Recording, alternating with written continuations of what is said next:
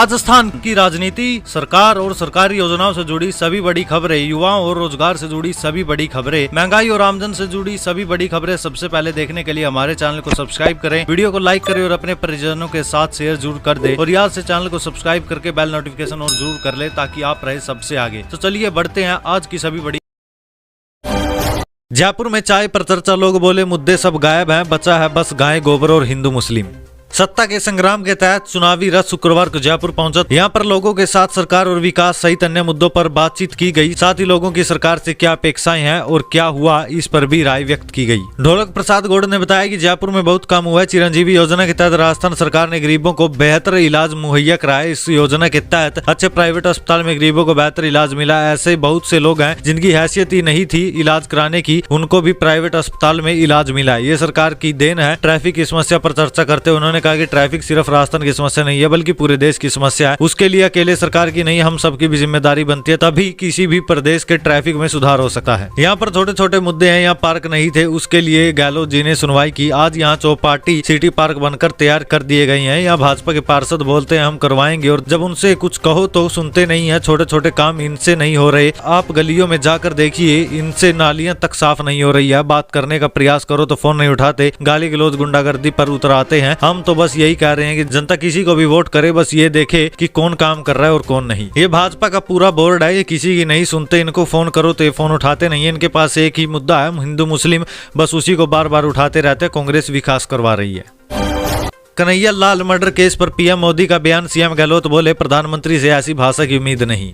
गुरुवार को प्रधानमंत्री नरेंद्र मोदी ने राजस्थान विधानसभा चुनाव प्रचार का संकलन उदयपुर से किया। राज्य में चुनाव की घोषणा के बाद पहली बार राजस्थान पहुंचे पीएम मोदी ने कन्हैया लाल हत्याकांड, रामनवमी और कावड़ यात्रा पर प्रतिबंध, पेपर लीक, भ्रष्टाचार, तुष्टिकरण की राजनीति सहित अन्य मुद्दों पर कांग्रेस सरकार पर जमकर हमला बोला था। पीएम मोदी ने इस दौरान कन्हैया लाल हत्याकांड को लेकर राजस्थान सरकार पर गंभीर आरोप लगाए थे। शुक्रवार को पीएम मोदी के बयान पर सीएम अशोक गहलोत का रिएक्शन सामने आया। प्रधानमंत्री नरेंद्र मोदी के बयान पर पलटवार करते हुए मुख्यमंत्री अशोक गहलोत ने शुक्रवार को कहा कि उन्हें प्रधानमंत्री से इस तरह की भाषा की उम्मीद नहीं थी। इसके साथ ही उन्होंने कहा कि भाजपा नेता ऐसी बातों को मुद्दा बना रहे हैं जो मुद्दा ही नहीं। सीएम अशोक गहलोत ने कहा कि इन विधानसभा चुनाव में राज्य की जनता कांग्रेस के साथ और वह फिर से सरकार बनाएगी। मालूम हो कि पीएम मोदी ने गुरुवार को उदयपुर के पास एक चुनावी सभा में कन्हैया लाल हत्याकांड को लेकर हमला बोलते हुए राज्य की कांग्रेस सरकार को आतंकियों से सहानुभूति रखने वाली सरकार तक बताया था। राजस्थान चुनाव में गाय की एंट्री, फूट फूट कर रोए भाजपा प्रत्याशी, कहा कांग्रेस वालों ने जहर देकर गौमाता को मारा। राजस्थान विधानसभा चुनाव को लेकर सियासी सरगर्मियां परवान चढ़ चुकी है। भाजपा, कांग्रेस सहित अन्य दलों के प्रत्याशी मैदान में उतर चुके हैं। एक दूसरे पर आरोप और प्रत्यारोप का दौर जारी है। इस बीच राजधानी जयपुर में एक ऐसी घटना घटी जिसने प्रदेश की राजनीति में गौमाता की एंट्री करा दी है। दरअसल जयपुर के आदर्श नगर विधानसभा सीट के भाजपा प्रत्याशी रवि नैयर ने शुक्रवार को प्रेस कॉन्फ्रेंस कर उनके ऑफिस में 3 गायों की मौत का मामला उठाया। पीसी में भाजपा प्रत्याशी फूट फूट कर रोते दिखे। उन्होंने विरोधी कांग्रेस पार्टी के नेता पर गौमाता को जहर देकर मारने का आरोप लगाया। भाजपा प्रत्याशी रवि नैयर की पीसी का वीडियो सोशल मीडिया पर वायरल हो रहा है जिसमें वो फूट फूट कर रोते नजर आ रही हैं। राजधानी जयपुर में एक विधानसभा सीट है आदर्श नगर। इस सीट से इस समय कांग्रेस के रफीक खान विधायक पार्टी ने उन्हें इस बार भी चुनावी मैदान में उतारा है, जबकि दूसरी ओर भाजपा ने आदर्श नगर सीट से रवि नैयर को टिकट दिया है। शुक्रवार को जयपुर में एक प्रेस कॉन्फ्रेंस कर रवि नैयर ने गायों की मौत का सवाल उठाया और रोते हुए उन्होंने गायों की मौत के लिए विरोधी पार्टी के उम्मीदवार और नेताओं को जिम्मेदार बताया। उन्होंने कहा कि मुझे पूरा यकीन है कि मेरे जो विरोधी हैं, सनातन विरोधी हैं, इस मामले में उनका हाथ है। उन्होंने कमेटी गठित कर मामले की जांच की मांग की है। राजस्थान में रिवाज बदलने के लिए कांग्रेस के 5 बड़े दाव, क्या बदलेगा 3.5 दशक पुराना ट्रेंड।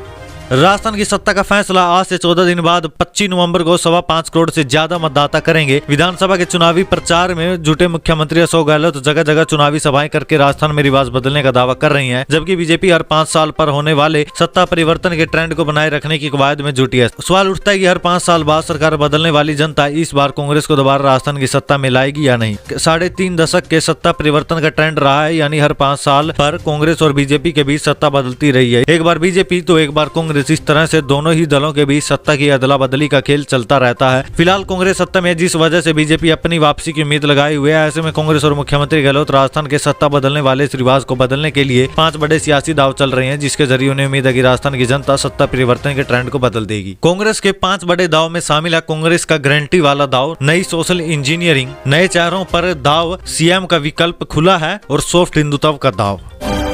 अब 2 रुपए किलो के हिसाब से गोबर खरीदेगी राजस्थान सरकार। आवारा पशुओं को लेकर लिया है बड़ा फैसला। राजस्थान विधानसभा चुनाव से पहले प्रदेश के मुख्यमंत्री अशोक गहलोत ने आवारा पशुओं को लेकर बड़ा ऐलान किया। दरअसल सीएम अशोक गहलोत चुनावी सभा को संबोधित करने पहुंचे थे। इस दौरान उन्होंने कहा कि अब सरकार 2 रुपए किलो के हिसाब से गाय और भैंस का गोबर खरीदेगी, जिसे खाद के रूप में इस्तेमाल किया जाएगा। पाली में जनसभा के दौरान मुख्यमंत्री अशोक गहलोत ने कहा कि गाय आवारा पशुओं के रूप में सड़कों पर घूमती रहती है, कई बार दुर्घटनाएं भी हो जाती है, जिससे गायों और लोगों की जान चली जाती है। सरकार ने गायों के लिए बाड़े बना दिए हैं जिनमें गाय रहती है। सरकार ने फैसला किया है कि वह गाय और भैंस के गोबर को 2 रुपए प्रति किलो की दर से खरीदेगी। इससे जो खाद बनेगी वह खेतों में और बायोगैस में काम आएगी। बता दें कि इन दिनों अशोक गहलोत चुनावी प्रचार में व्यस्त है। इसी कड़ी में सीएम अशोक गहलोत ने पाली में चुनावी प्रचार किया। वहीं अब विधानसभा चुनाव में मतदान के लिए बहुत कम समय रह गया है। 7 करोड़ कैश, 12 किलो सोना और 1100 लोकर राजस्थान में काले खजाने का पर्दाफाश करने उतरी आयकर विभाग की टीम।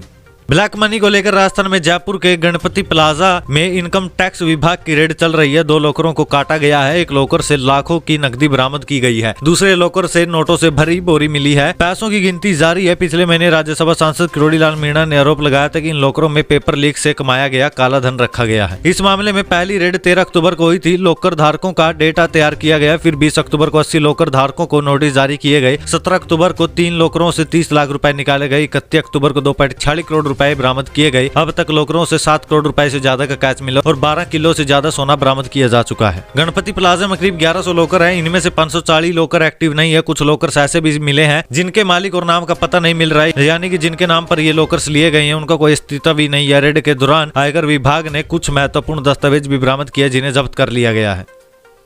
प्रधानमंत्री से प्रचार मंत्री के रोल में आए मोदी, अपने ही गढ़ में घिरने लगे गहलोत, बापड़ और बागी पा रहे सहानुभूति। राजस्थान में नामांकन वापस लिए जा चुके हैं। अब 200 विधानसभा सीटों पर स्थिति साफ हो गई। नामांकन वापस लेने वालों में सिर्फ राजपाल सिंह शेखावत ही एकमात्र बड़े नेता थे। एक फोन गया और राजपाल सिंह मान गए। उन्होंने जोटवाड़ा से अपनी उम्मीदवारी वापस ले लिया। मैदान में करीब 11 बागी कांग्रेस के खड़े हैं। वहीं भारतीय जनता पार्टी के 20 बागी चुनावी मैदान में बने हुए। राजस्थान में कहा जाता है बागी और बापड़ा ये 2 ही लोग होते हैं जो जनता की सहानुभूति बटोरते हैं। ऐसे में वह बागी जो दम रखते हैं और जनता की सहानुभूति बटोर सकते हैं, वे मैदान में बने हुए। राजस्थान की सभी विधानसभा सीटों पर लड़ने का दम भरने वाली आरएलपी के 3 लोगों ने दांता रामगढ़, बीकानेर पश्चिम और सरदार शहर से अपना पर्चा वापस ले लिया है। इसी के साथ ही प्रधानमंत्री नरेंद्र मोदी ने कल उदयपुर में एक जनसभा को भी संबोधित किया और जैसा कि हमने पहले कहा था, भाषण की शुरुआत की कन्हैयालाल हत्याकांड से। यहाँ तक कि प्रधानमंत्री जो प्रचार मंत्री के रोल में आ चुके हैं, उन्हें कांग्रेस वालों को डूब मरने की नसीहत तक दे डाली। प्रधानमंत्री के भाषण से एक बात तो साफ हो गई है कि भारतीय जनता पार्टी अपने हिंदुत्व के एजेंडे पर आगे बढ़ेगी। इसका अंदाजा इस बात से भी लगाया जा सकता है कि पीएम मोदी 22 नवंबर को जयपुर में एक 9 किलोमीटर लंबा रोड शो प्रस्तावित करेंगे। मायावती ने संभाली राजस्थान में कमान, 8 रैलियों को करेंगी संबोधित।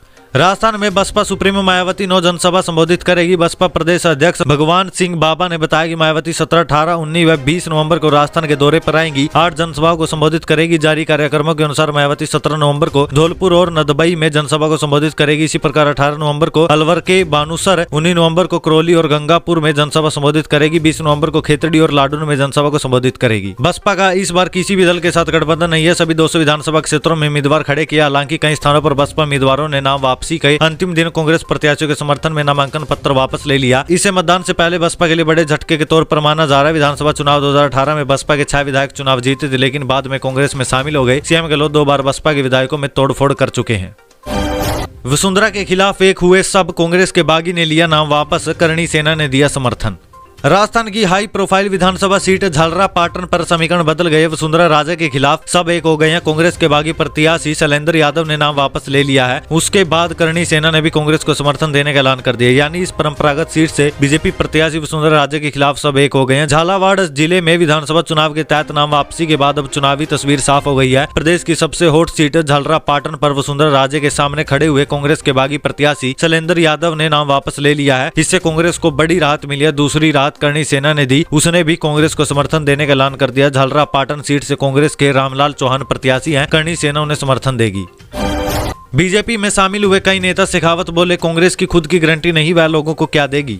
केंद्रीय जल शक्ति मंत्री गजेंद्र सिंह शेखावत ने शुक्रवार को नागौर के कुछ नेताओं को भाजपा में शामिल कराया। इस दौरान शेखावत ने मुख्यमंत्री अशोक गहलोत और कांग्रेस पर हमला बोला। उन्होंने कहा कि जिस व्यक्ति और पार्टी की खुद की कोई गारंटी नहीं है, वह जनता को क्या गारंटी देंगे। अब ये सरकार खुद जाने वाली है, जनता इनकी गारंटी के झांसे में नहीं आएगी। शेखावत ने राष्ट्रीय लोकतांत्रिक पार्टी के नेता मनीराम काला और कांग्रेस में जाकर फिर से भाजपा में आने वाले भागीरथ राम और बद्री राम का स्वागत किया। पत्रकारों से बातचीत में शेखावत ने गुरुवार को हाईकोर्ट के एक फैसले का भी जिक्र किया, जिसमें बिजली बिल पर सरचार्ज के नाम पर वसूले वसूले जा रहे अतिरिक्त राशि को अवैध ठहराया गया और फिर से उपभोक्ताओं के खातों में समायोजित करने का आदेश दिया गया। शेखावत ने कहा कि देश में सबसे ज्यादा महंगी बिजली राजस्थान में। कांग्रेस सरकार महंगी बिजली के माध्यम से राजस्थान 1,39,00,000 उपभोक्ताओं को लूटने का काम कर रही है। 2018 में जब कांग्रेस की सरकार बनी थी उस समय बिजली की कीमत 5.55 पैसे प्रति यूनिट थी, जो आज बढ़कर 11.90 पैसे प्रति यूनिट हो गई है। कोर्ट के इस फैसले से स्पष्ट हो जाता है कि इनका चुनाव के समय रंग दूसरा है और चुनाव के बाद भ्रष्टाचार लेती है। उन्होंने कहा कि अपनी नाकामियों को छुपाने के लिए सरकार जनता के साथ लगातार धोखा करती जा रही है।